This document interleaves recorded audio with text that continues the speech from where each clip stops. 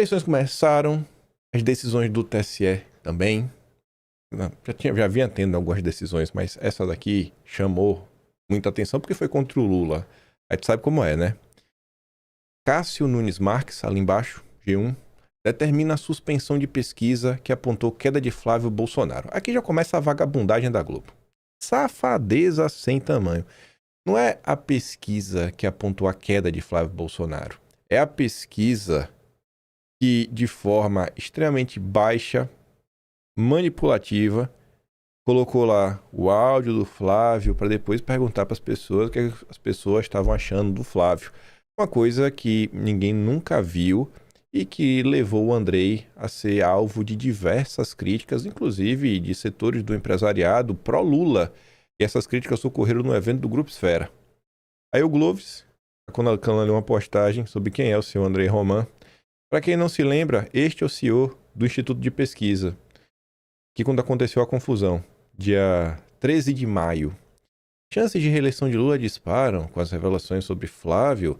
Antes eu colocaria uma probabilidade de 40%, reviso para 75%, considerando o impacto em Flávio e os desafios para candidatos da terceira via, potencial salvação para a oposição, fatos novos envolvendo o próprio Lula. Aí o Fernando perguntava, Atlas são pesquisas sérias ou opiniões do CEO?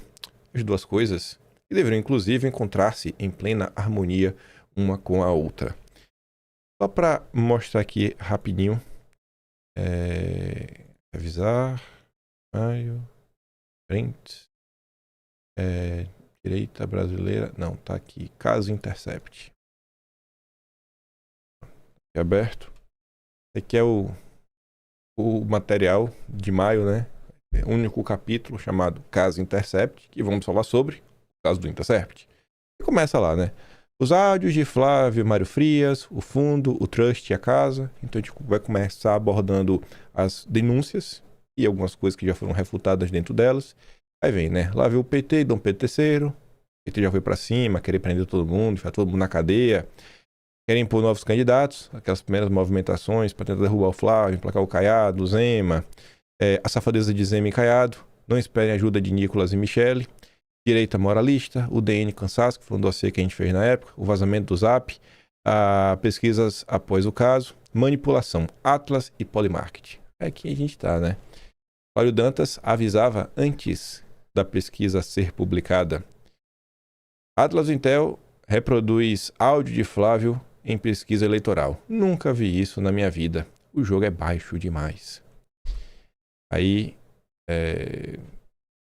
postagem que o Gloves acabou de postar, né? Lá atrás a Pamela já havia comentado sobre isso. Aí o Gloves também estava comentando. Aí o Cláudio Dantas fala sobre o tema e diz, pô, coloca lá um áudio. Bota na pesquisa, pô, o áudio do Lula. Fala, não, é só para tomar cervejinha. Por que não faz isso? Se quer fazer uma pesquisa isenta, não uma manipulação barata, faz com os dois candidatos. Aí tá ali o Dantas falando que o Andrei falou, não, me pede aí umas perguntas e aí me dizem umas coisas que eu coloco na próxima. Até agora não vi nenhuma pergunta sobre o Lula, nem um áudio do Lula. Aí o pessoal levantou na época a nota fiscal, né, pra ver.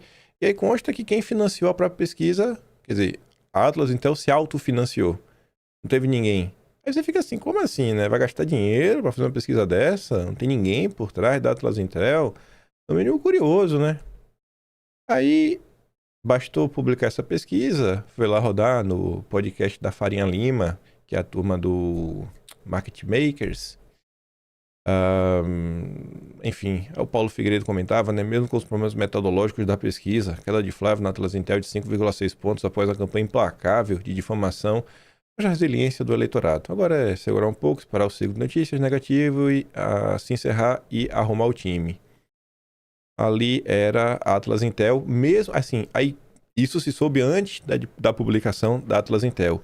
E mesmo com a pesquisa descarada como a Atlas Intel, ainda assim, o que os dados indicavam é que o Flávio perdeu 5,6 pontos, só que o Zema perdia 9 pontos. Então, se o Flávio se deu mal, o Zema e o Caiado se deram ainda pior. Eram os dados que mostravam ali. O zoom tá apertado, mas eu lembro desse gráfico na época. Aí mostrava que todos os candidatos, o único que tinha crescido um pouco mais era o Chico Linguiça. do MBL. Mais gráficos mostrando que o único que tinha realmente chances de bater de frente com Lula era o Flávio Bolsonaro. Aí o Ratão comentava: as mesmas pessoas que precisaram de 50 pesquisas com Flávio na frente para admitir que ele tem chance, precisaram apenas de uma com Flávio atrás para afirmarem categoricamente que ele já está derrotado e precisa ser substituído imediatamente. E depois disso a gente também vai falar sobre a manipulação da Polymarket. Como a Polymarket é fácil de ser manipulada. Enfim, aquelas histórias, né? Aí agora, no Atlas de junho, a gente vai falar: no mês de maio tem um capítulo onde falamos isso. Pra lá na frente as pessoas não esquecerem, né? Lá no passado, o pessoal, pô, vamos aqui tentar entender o que aconteceu nas eleições de 2026. Vamos entender. Tá aqui, tá registrado. Todas as maracutaias. Vai continuando. Veja a manchete da Exame. Nunes Marques suspende pesquisa eleitoral da Atlas Intel que aponta queda de Flávio Bolsonaro. Muda alguma coisa da Globo? Vocês veem que começa a fazer? Eles querem pegar. Não. Foi suspenso porque mostrou a queda do Flávio. Não é sobre isso. Sobre o áudio. O problema não é só a Globo. O problema é a imprensa como um todo.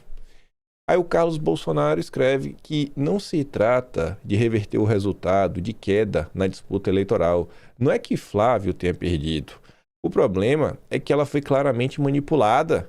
Houve um sistema inteiro, setores da esquerda e até mesmo alguns que se dizem de direita, promovendo e catapultando orquestradamente uma narrativa falsa e indutiva para tentar destruir o nome Bolsonaro mais uma vez, tendo de seus principais articuladores um tal de Romeu Zema do Partido Novo. Todos viram, pois é. E vai ter gente que vai falar que isso não aconteceu. Não, o Carlos está dividindo a direita. Foram utilizados subterfúgios para, em tese, prejudicar deliberadamente um candidato em benefício daquele que o sistema considera aceitável. Está claro que uma parcela significativa da mídia não está preocupada com a verdade, mas sim em reproduzir a narrativa que lhe convém. O tempo coloca cada coisa em seu devido lugar. Se eu parasse aqui, eu ia ser apenas um bolsonarista padrão médio, né? E eu sei que vocês não se contentam só com defesas do Rafael Globes, do Carlos, e relembrar coisas que aconteceram no mês passado. Eu só mostrei, sei lá, a maior parte do tempo, opiniões pela direita, né? Estou falando em causa própria. Mas para vocês verem que essa medida tem fundamento, tem base e não é maluquice. Calma, esqueci que tinha isso daqui. Esqueci que tinha isso. Especialistas criticam decisão de Nunes Marques, que suspendeu pesquisa Atlas, e falam em censura. Fala censura.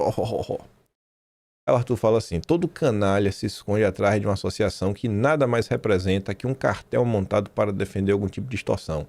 A associação é a Associação Brasileira de Empresas de Pesquisa, a BEP. Nunca nem ouvi falar em minha vida. A utilização de instituições de caráter abstrato representa uma desvirtuação da democracia e merece uma profunda investigação do Congresso. Esses caras são células da indústria de extorsão e manipulação que existe no país. Mas vamos lá. A tela do Folha de São Paulo. Eu só vou trazer o título, o subtítulo e um parágrafo, porque já desmonta todo o choro. Advogados divergem sobre suspensão de pesquisa eleitoral por Cássio no Supremo. Como assim? A justificativa para a urgência da medida é alvo de controvérsias, já que pesquisa foi divulgada no 19 de maio.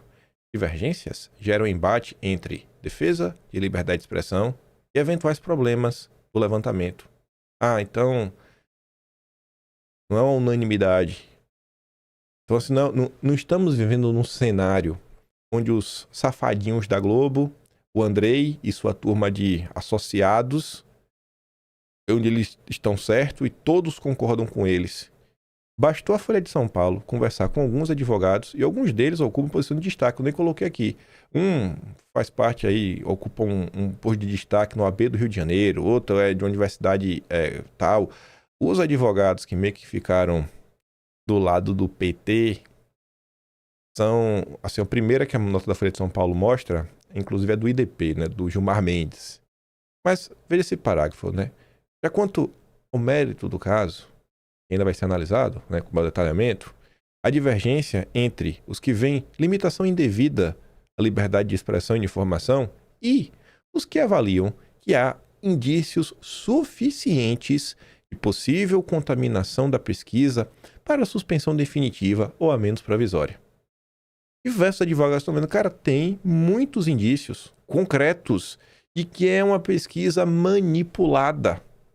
Vou abrir essa nota aqui. Eu botei esse parágrafo, mas... Abre aqui agora rápido. Cadê? Folha de São Paulo. Aqui no Zoom. Dá pra botar assim, que ela funciona bem. Aqui, ó.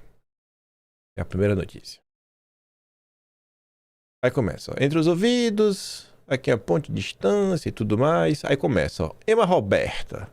Advogada, eleitoralista, mediada pelo IDP. Essa aqui é Gilmar Mendesista. Aí tu já sabe como é, né?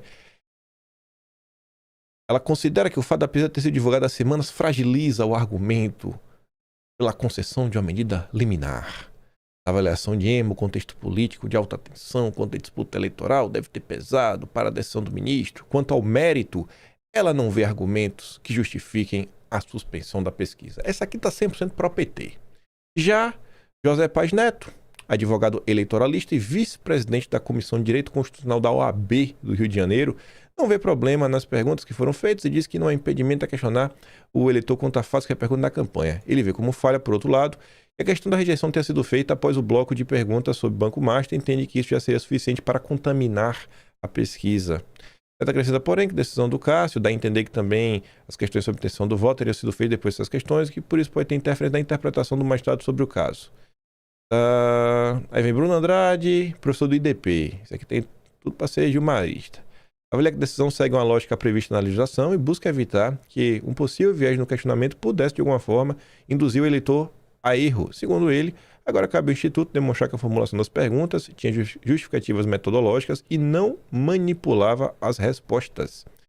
O professor afirma que, embora a liminar tenha impacto prático reduzido, por ter sido concedida semanas após a divulgação inicial da pesquisa, ela ainda pode ter importância antes de uma decisão do plenário, porque a empresa poderia, por exemplo, rememorar os resultados da pesquisa e divulgá-los novamente. Além disso, há um poder simbólico de deixar o Instituto em xeque em relação às informações que divulga.